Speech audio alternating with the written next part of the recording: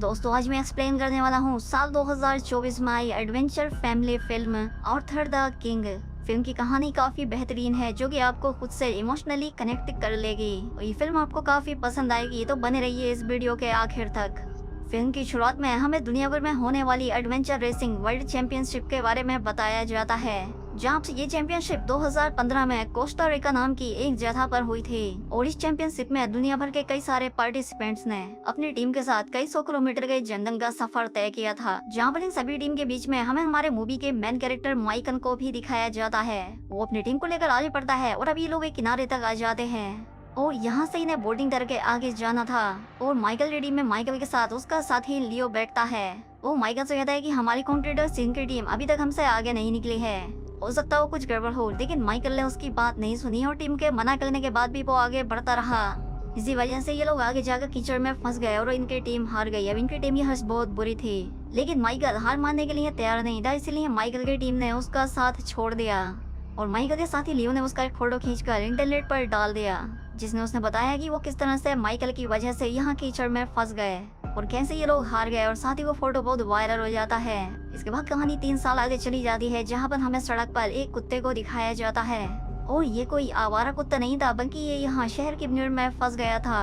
वहीं दूसरी तरफ कोलोराडो में माइकल को दिखाया जाता है, जो कि रनिंग करते हुए अपने घर आता है। यहाँ पर माइकल का एक परिवार था, जहाँ वो अपनी बेटी और अपने वाइफ के साथ रहा करता था। यहाँ पर उसकी वाइफ माइकल से कहती है कि आज तुम्हारे फादर ने उनकी कंपनी की टी शर्ट पहनकर यहाँ आने के लिए बोला था। माइकल उस लोगों की टी शर्ट पहने बिना ही अपने फादर जेट से मिला। माइकल और जेट दोनों रियल एस्टेट का काम किया करते थे, यानी कि एक घर बेचना खरीदना।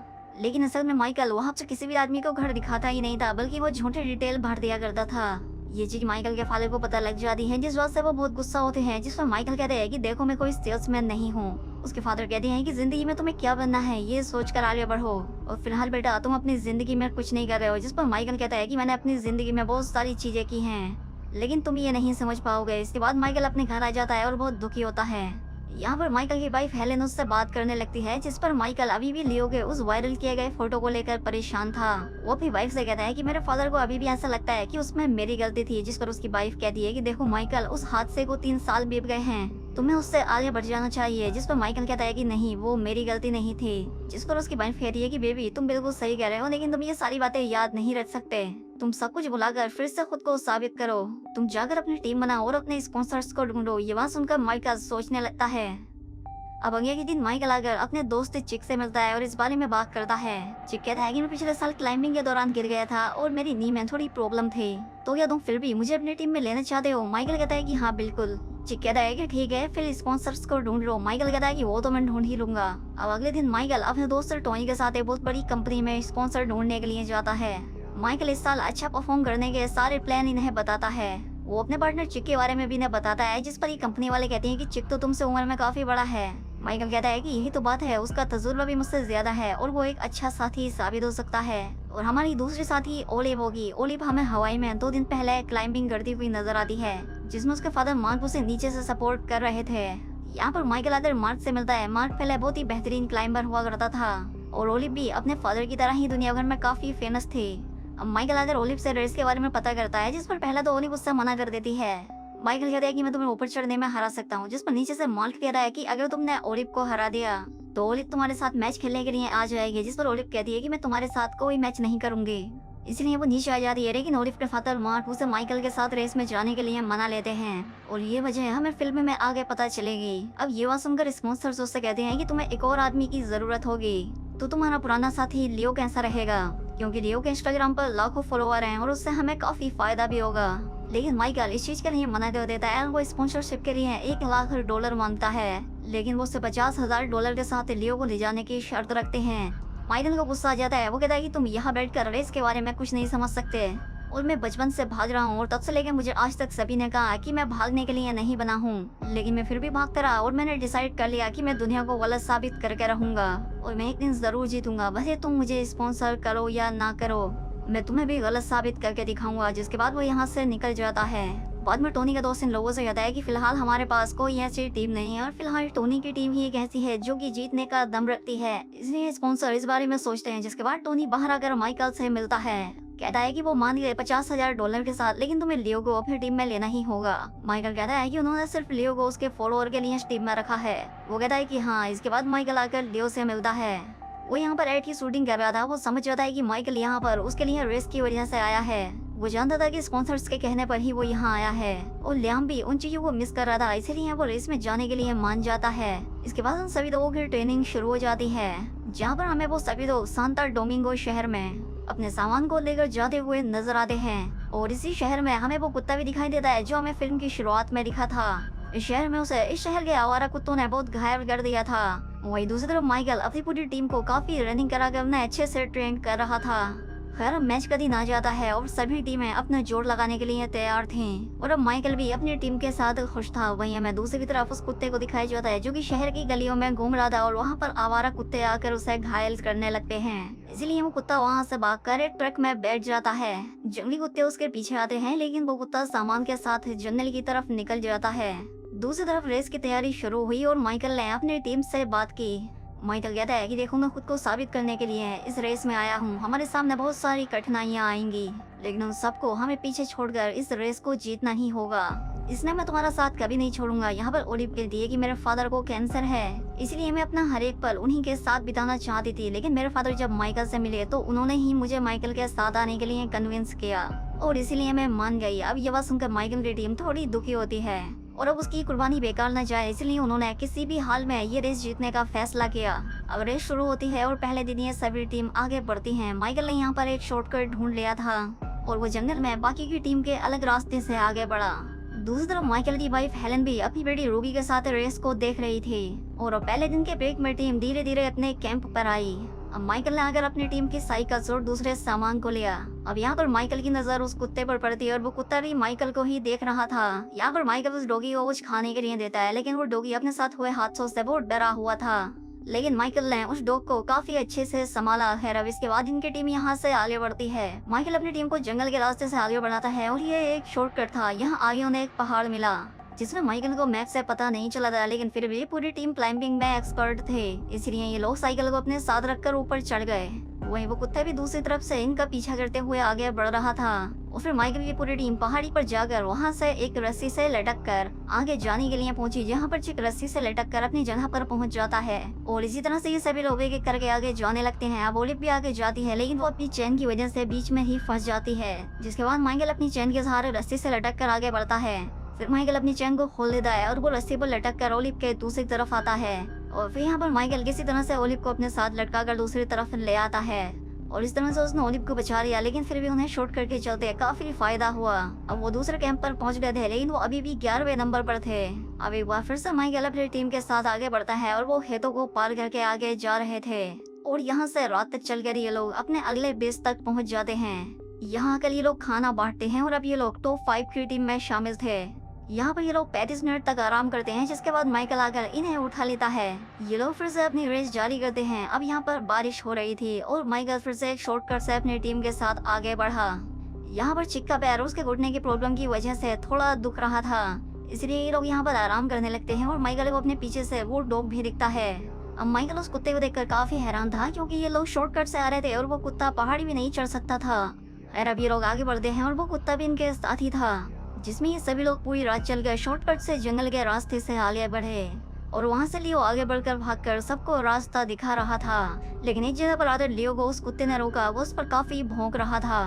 अब माइकल भी हैरान था कि इतना शांत दिखने वाला कुत्ता अचानक से भौंक क्यों रहा है। जब ये लोग आसपास देखते हैं तो पाते हैं कि ये लोग एक खाई के किनारे पर खड़े थे और ये कुत्ता लियो की खाई में गिरने से जान बचा रहा था। अब पूरी टीम ने उस कुत्ते की तारीफ की और माइकल ने भी उस कुत्ते को थैंक्स कहा। अब अगली सुबह तक ये उस कुत्ते को अपने साथ लेकर आगे बढ़े, जहाँ पर लियो बार बार उस कुत्ते को थैंक्स कह रहा था। पूरी रात चलने की वजह से उनके पैर भी जख्मी हो गए थे। माइकल चिक से पूछता है कि ये डॉग पूरे रास्ते हमारे पीछे कितना चलकर आया होगा और तब चिक ने उसे बिना शॉर्टकट का पूरा रास्ता दिखाया। माइकल कहता है कि मैंने सिर्फ इस कुत्ते को एक मीट बॉल का टुकड़ा खिलाया था और उसके बाद भी वो भूखा बिना कुछ खाए पिए हमारे साथ आता रहा। और यहाँ पर माइकल की टीम उस कुत्ते को अपने साथ रखने का डिसाइड कर लेती है और अब ये लोग उस डॉग को अपने साथ लेकर आगे बढ़े। अब ये लोग उसी रास्ते से आगे बढ़ रहे थे। ये लोग पूरा दिन चलते रहे और शॉर्टकट रास्ते ढूंढते हुए ये लोग आगे जा रहे थे। रास्ते में लियो को डिहाइड्रेशन हो जाता है, जहाँ पर उसकी टीम के लोग उसे पानी पिलाकर उसे संभालते हैं। यही माइकल भी कुछ मिल बोल लेकर उस कुत्ते को खिलाता है, जहाँ पर माइकल कहता है कि यार ये कुत्ता हमारे पीछे आते हुए बिल्कुल हार नहीं मान रहा है और ये बिना किसी उम्मीद के बेचारा हमारे साथ आ रहा है और इसीलिए मैं इसे आज से किंग आर्थर के नाम पर आर्थर द किंग बुलाऊंगा। सब लोग बहुत खुश होते हैं। अभी ये पांचों लोग यहाँ से आगे बढ़कर एक किनारे पर आ जाते हैं, जहाँ पर अब ये लोग एक बोट पर बैठकर अपने आगे के सफर को तय करते हैं और अब इस तरह से ये लोग अगले कैंप में पहुँचते हैं, जहाँ पर लियो का इलाज होता है। यहाँ पर माइकल को ये भी पता लगता है कि ये लोग इस कैंप में पहुँचने वाली पहली टीम है, जिसमें पूरी टीम लियो का ध्यान रखने में ये बात तो भूल ही गई थी। और यहाँ पर माइकल लियो से कहता है कि तुम अपना ध्यान रखो और हमारे लिए रेस से ज्यादा ये चीजें जरूरी है, क्योंकि मैं तेरी टीम को नहीं छोड़ूंगा। जिसके बाद माइकल आर्थर के घावों को देखने लगता है, जिसमें उसके शरीर और पैरों पर काफी सारे घाव जंगली कुत्तों ने दिए थे। अब चिक आकर माइकल से बात करने लगता है, कहता है कि इस बार तुम काफी बदले हुए लग रहे हो, क्योंकि पहले तुम सिर्फ जीतने के बारे में सोचते थे। माइकल कहता है कि हाँ बिल्कुल, इस रेस में मैंने अपना सब कुछ लगा दिया है, इसलिए मैंने स्पॉन्सरशिप ली, लेकिन पैसे कम होने की वजह से मैंने अपनी वाइफ की सेविंग को भी इसमें लगा दिया, इसलिए मैं इस मौके को जाने नहीं दे सकता। मैं खुद को और अपनी टीम को साबित करके रहूंगा। चिक कहता है कि तुम्हारी वाइफ बहुत सपोर्टिव है, ऐसी वाइफ सबको मिले। जिस पर माइकल हाँ बोलकर आर्थर को फिर से मीट बॉल खिलाने लगता है। अब लियो भी पूरी तरह से ठीक हो चुका था। वो कहता है कि मैं निकलने के लिए तैयार हूँ। अब यहाँ नंबर 2 पर सीन की टीम भी आ गई थी। यहाँ पर माइकल देखता है कि सीन और उसकी टीम के सभी लोग काफी थके हुए थे। अब ये लोग आगे बढ़ते हैं और अब इनका काफी कम सफर बचा हुआ था।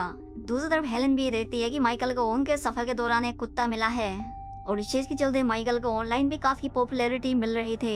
अब आखिरी लेवल पर ये टीम आगे बढ़ी और ये लोग एक समंदर के किनारे पहुंचे, जहाँ पर इन्हें बोट से आगे जाना था। यहाँ पर एक आदमी इनसे कहता है कि तुम आगे इस कुत्ते को लेकर नहीं जा सकते, क्योंकि इस बोट पर कुत्तों के लिए जगह नहीं बनी और इससे आपकी स्पीड पर भी फर्क पड़ेगा।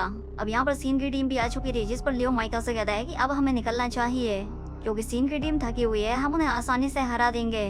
अब माइकल आर्थर से कहता है कि हम लोग वापस आकर तुम्हें अपने साथ ले जाएंगे, तुम मुझ पर भरोसा करो और प्लीज इस बार हमारे पीछे मत आना। जिसमें माइकल और उसकी पूरी टीम उन बोट्स में आगे बढ़ने लगी और वो लोग सीन की टीम के पीछे थे। और क्योंकि ये लोग थके हुए नहीं थे, इसीलिए ये लोग बड़ी ही आसानी से सीन की टीम को क्रॉस करने वाले थे।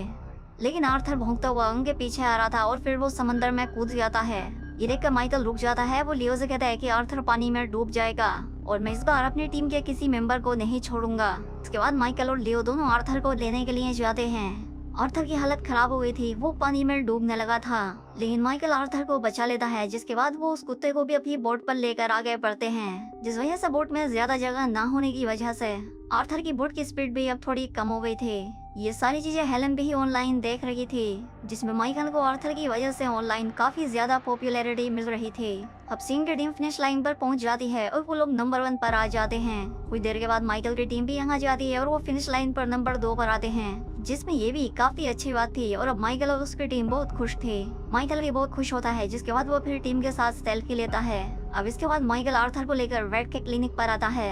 यहाँ के डॉक्टर माइकल को बताते हैं कि आर्थर के शरीर पर काफी सारे निशान जंगली कुत्तों ने दिए थे और ये ज्यादा दिन जिंदा नहीं रह पाएगा और इसीलिए तुम्हें इसे खुद से मरने देना चाहिए, वरना ये तड़प तड़प कर मर जाएगा। माइकल यहाँ पर कहता है कि मैं आर्थर को अपने साथ अमेरिका लेकर जाऊंगा। इस बारे में माइकल हेलन से बात करता है।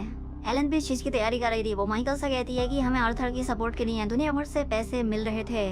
इसके बाद माइकल आर्थर के पास आता है और कहता है कि तुम मेरी फैमिली हो, तुमने मुझे बहुत सपोर्ट किया और अब मैं तुम्हें अपने घर पर लेकर जाऊंगा और मैं तुम्हें कुछ भी नहीं होने दूंगा।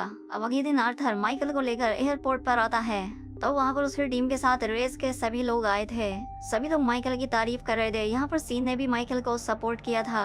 यहाँ पर सीन कहता है कि तुम आर्थर को बचाने की वजह से ही सेकंड आए, हम लोग तो बहुत थके हुए थे, हम तुम्हें कभी भी बोट में हरा नहीं सकते थे, इसलिए हम लोग तुम्हारे लिए इतना सपोर्ट तो कर ही सकते हैं। इसलिए चिक भी खुश हुआ और अब माइकल को आर्थर को ले जाने की परमिशन भी मिल गई। अब यहाँ पर माइकल को आर्थर को ले जाने के लिए एक एक केज में डालना था और अब यहाँ पर आर्थर बाहरी दुनिया की वजह से काफी डर रहा था। माइकल से समझाता है कि दोस्त मैं तुम्हें एयरपोर्ट पर पहुँचते ही बाहर निकाल लूंगा। अब माइकल आर्थर को केज में डालता है और इसके बाद प्लेन अमेरिका पहुँच जाता है। इसके बाद माइकल आर्थर को आजाद करके बाहर लाया, जहाँ पर माइकल की वाइफ और बेटी भी उसे लेने के लिए आए थे। और यहाँ अगर माइकल आर्थर का इलाज कराता है, जहाँ पर वो रेस में सेकंड आने के बावजूद भी आर्थर की वजह से दुनिया भर में बहुत पॉपुलर हो गया था। यहाँ पर हेलेन माइकल से कहती है कि मैं प्रेग्नेंट हूँ। ये बात सुनकर माइकल बहुत खुश होता है। अब यहाँ पर नर्स ने माइकल को बुलाया और माइकल अंदर जाकर आर्थर को देखता है। वो पाता है कि आर्थर बहुत कमजोर हो गया था यहाँ माइकल आर्थर के साथ लेट जाता है और उसे बताता है कि तुम्हारा छोटा भाई या बहन आने वाली है और तुम्हें उसके लिए जिंदा रहना होगा। इसके बाद कहानी 18 महीने बाद की दिखाई जाती है, जहाँ पर आर्थर जिंदा था और माइकल और आर्थर दोनों साथ थे।